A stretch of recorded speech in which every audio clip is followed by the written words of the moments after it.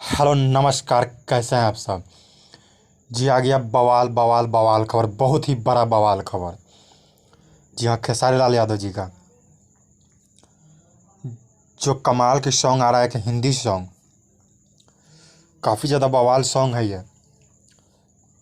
Hindi song है, गाने का नाम है कॉलगेट। जी हाँ, लाइट बंद कराओ। गाने का नाम है कॉलगेट। ये गाना रिलीज होगा 8 अप्रैल को। जी हाँ, 8 अप्रैल को इस गाने को गाया खेसारी लाल यादव जी और कनिष्का नेगी जी ने।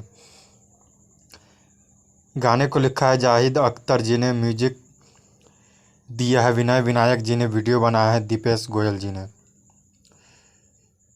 तो कमाल का ये सॉन्ग होने वाला है कॉलगेट, खेसारी लाल यादव जी के साथ में 8 अप्रैल को। तो आप लोग देख के मज़ा आ जाएगा। तस्वीर तो काफ़ी ज़्यादा बवाल लग रहा है। ये गाना आ रहा है नव भोजपुरी पे।